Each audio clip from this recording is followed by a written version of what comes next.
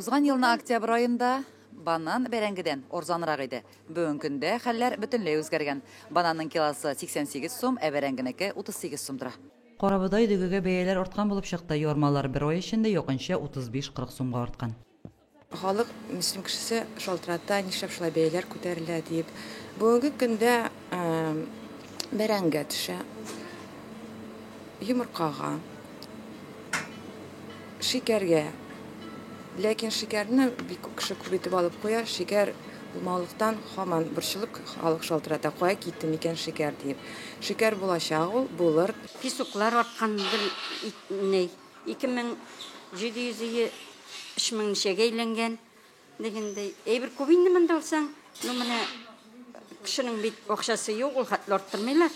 Җәйнең 40 килоын сәбәп итеп узган ел яшелчәләрнең бәясе җиләк-җимеш бәясе дәрәҗәсенә күтәрелгән иде. Арткан инде, элекке кергәндә кебек түгел. Ләкин әле монда әзрәк түзерлек, әле башка магазиннарда бигрәк нык арткан диләр. Шуңа кирәк яракны алып калык дибез инде тагын артканча.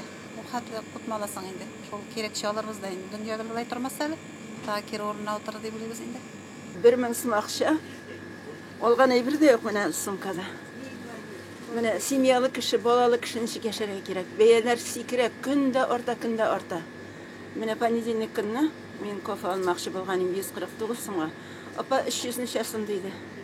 Хәтерегездә булса, банан бәрәңгедән арзанрак иде. Көзен килограммы 115 сум булган кәбестә бүген 65 сум тора. Кайбер пенсионерлар бәяләрнең артуына әллә ни игътибарда итмәгән булып чыкты. Мин доволен. Ну что, пенсия алабыз, Аллага шөкер, пенсия хорошо мин алам, 18 мең алам. Мин бер кеше генә инде, үзенең бергәсе миңа җитә инде. Ул, конечно, семьялы кеше инде, конечно, инде күбрәк кирәк инде анда инде. Рызыклара мин бер булгач, миңа нормально инде. Цены растут с каждым днем, а зарплата вот у людей не растет. Хорошо, что пенсионерам добавили, но она не соответствует ценам, добавка. Пенсиям китә үземә. Әйберләрне карап алмыйм алай. Хакын карамыйм.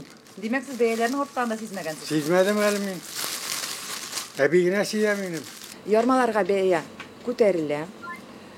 Ләкин күпләп алуның файдасы юк. Ярмаларның саклану вакыты шикле.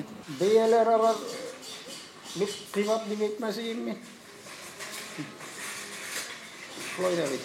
Бәяләр артканын сизмәдегез әллә? Әллә ни түгел, барыбыз да.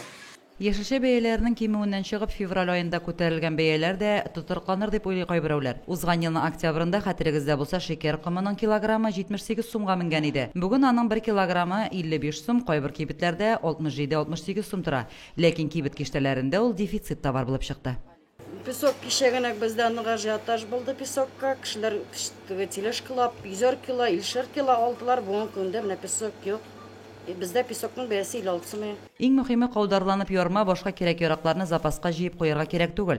Ярманың кортлый торган гадәте бар. Сатып алучылар үзебезнең җитештерүчеләрнең товарларына өстенлек бирсеннәр иде. Лилия Шәймиева, Динар Менхаҗев, Мөслим телевидениесе.